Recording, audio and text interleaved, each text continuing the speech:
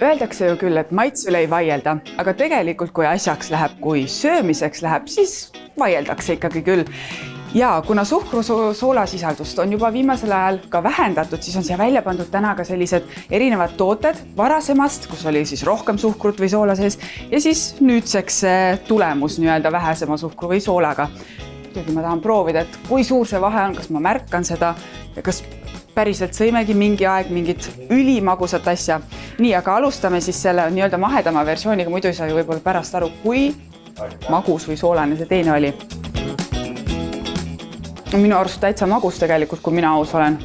Aga vaatame, mis siis veel enne oli. Niiviisi. Siin on 6 grammi rohkem suhkrut sees. 6 grammi on väga hästi tunda, aga ma ütlen. Viimase 15 aasta jooksul on järjepidevalt vähendatud suhkru, soola ja küllastunud rasvhapete sisaldust paljudes tootekategooriates. Eesti tootjatel on üks ja suur ühine eesmärk, 10% vähem soola ja suhkrut aastaks 2030. See tähendab pidevat tööd, see tähendab pidevat tööd retseptidega, see tähendab pidevat erinevate testide tegemist, proovide võtmist, katsetamist, maitsmist teste. See tähendab väga palju tööd tegelikult. See ei ole lihtsalt see, et me võtame natuke paar grammi või pool grammi või mis iganes grammi vähemaks ja siis ongi korras, vaid see tähendab väga suurt tööd. Olenevalt tootest mõnede puhul on see väga keeruline, kus on juba soolasisaldus näiteks viidud miinimumini. Et sellistel puhkudel peab leidma juba alternatiiv toorained soolale. Siin on siis soolasem, siin on mahedam. Kõigepealt tuleb mahedamast alustada, mulle juba anti vihjeks, sest muidu ei saa võib-olla enam pärast aru, kui mahe on.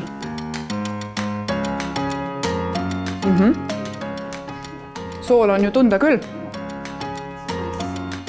Kui keegi poleks mulle öelnud, et see on mahe või mahedam variant, siis ma ei olekski arvanud, et see on mahedam variant, aga vaatame siis, mis see soolane veel teeb.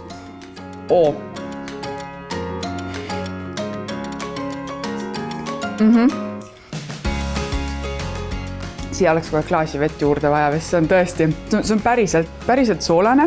Soola ja suhkru vähendamine muide ei mõjuta mitte ainult toodete maitset, see mõjutab ka kvaliteeti, säilivust ja toiduohutust. Nii suuri muudatusi me ei ole saanud teha ühe korraga.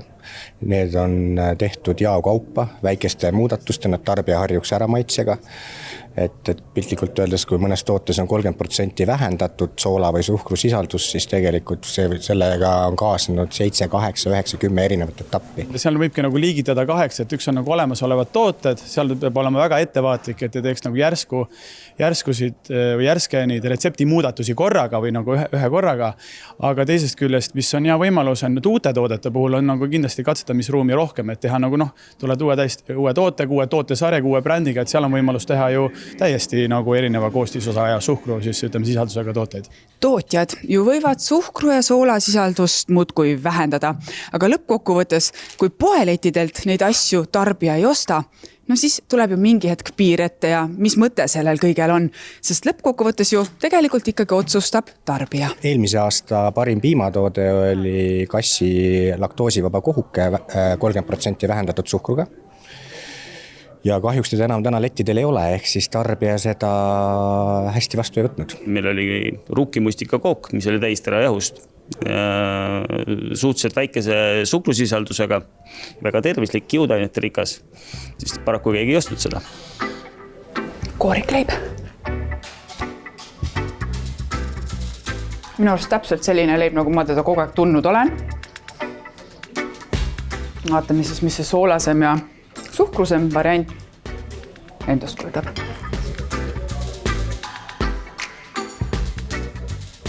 Ma ei tunnegi väga erinevust siin kohal isegi. Õhtu lõpuks, et kuskil on ikkagi piir, et päris ilma soola suhkruta ei saa. Kus see piir siis ette tuleb täpselt?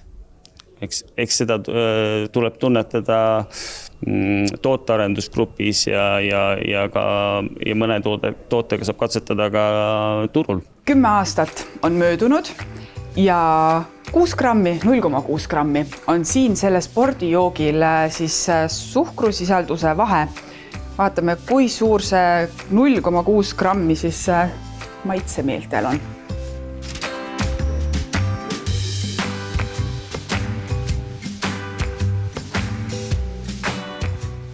Nii hull see vahe ei oleks, et tegelikult kui keegi mulle võib-olla öelnud ei oleks kõigepealt andnud selle, siis selle või vastupidi, ma oleks võib-olla piisavalt blond olnud, ma polekski aru saanud, et seal mingi suurem suhkrusisalduse muudatus on olnud, et selles mõttes siin väga hästi tehtud. Oluline on, et ütleme, kui siin madalama suhkrusisaldusega tooteid teha, et kindlasti arendada neid niimoodi ja tuua need turule nii, et nad oleks nagu mõistliku hinnaga, et konkurentsivõimelise hinnaga. Et kui minna nagu väga nišiteed, et teha ütleme selline väga eriline toode madala suhkrusisaldusega ja siis ta kuidagi on tänu sellele, et on nagu juba ootused, et on väike ja ta on hinnalt näiteks kallim, et siis see tegelikult ei anna sellist adekvaatset nagu tulemust, et kindlasti see hinnakomponent on ka nagu oluline. Ja viimane asi muidugi, et maitse või selle viimane asi on esimene asi, et tootel peab olema hea maitse. Lõpetame klassikaga traditsiooniline limonaad. Siin on 1 gramm suhkrut, siis vähem vaatame 10 aasta jooksul, nii et võtame. Limps. See vähema suhkrusisaldusega ongi natukene mahedam, aga samas täiesti limpsi maitsega edasi, et selles mõttes see tööstus on teinud head tööd ja see samm õiges suunas on siin ja ma arvan, et inimeste maitsemeeled harjuvad ka sellega ära, kui meil natukene vähem suhkrut ja soola ikkagi toodetes on.